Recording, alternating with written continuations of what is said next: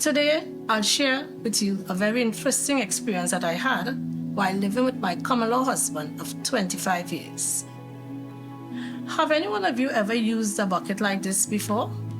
I'm sure you did, because long ago this was a staple in almost every household, including mine. Well, I'm about to share with you how this bucket have triggered my silent power and changed my life forever.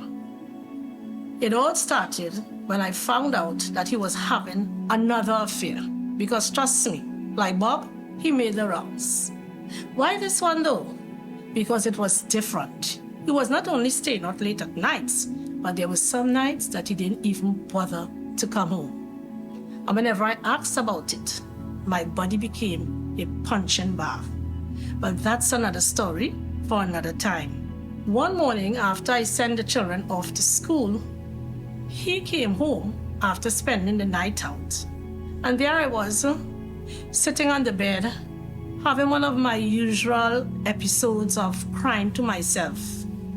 And from the moment I saw him, my emotions just overwhelmed me, all kind of emotions. And the tears just wouldn't stop. I cried and I cried. I remember crying so much that my body began to shake uncontrollably. All this time, I was wondering if he now show some compassion for the pain that he has caused and also the effect that it was having on me. Or would it be the opposite? Will he now be upset, angry, enraged, and act out violently against me because of my crying over him? I was scared.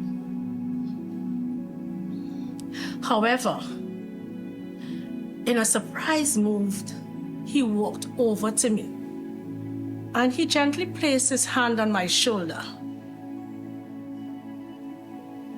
I was surprised, really surprised. So I looked up at him with a sense of hope.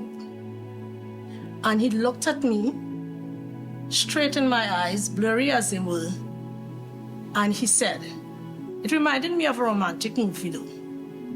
You want to know what he told me?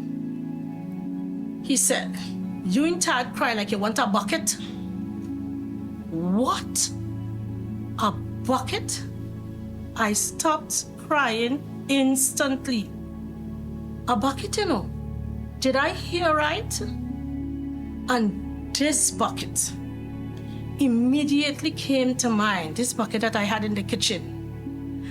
And it was because of the size of the bucket, you know. Look at the size of this bucket. Can you imagine how much cry I would have had to cry to fill this bucket? Just the thought of it left me mortified. So from there on, I knew I just had to get it together. Transformational coach Lisa Nichols said, some of the things that have hurt you the most come through words. And some of your most motivation come wrapped in sandpaper. Mine certainly did. So my sandpaper motivation to stop crying over him was this bucket. Trust me, this bucket. So the following months were very interesting and life-changing. Days, weeks, and months passed, and there were no more crying, no more pity, no more quarrels, no more fight. Did I say no more crying? Yeah, come on, you gotta give me some credit for that, yeah? No more seeking his attention and pity. And of course, he was puzzled by my silence and probably by the empty bucket. He kept asking me if I was all right, as though he cared. And I always answered with a smile. Yes, I'm all right. But truth be told, I wasn't always all right. But that too was all right, because the healing process had already begun. So he wasn't only confused, he was also very uncomfortable, because neither crying or pity lived here anymore. Trust me when I tell you that. So a few months later, in an unexpected move, he packed his bags and walked out. Yeah, you guessed right. And there I was, 4 children, broke and broken. How was I going to make it as a single parent? Government assistance didn't even cross my mind. You know what? Him leaving was the best outcome imaginable, because it was only after he left that I was able to turn my life around, breathe freely, grow, do the things that I've always dreamed about, and become the woman that God wanted me to be.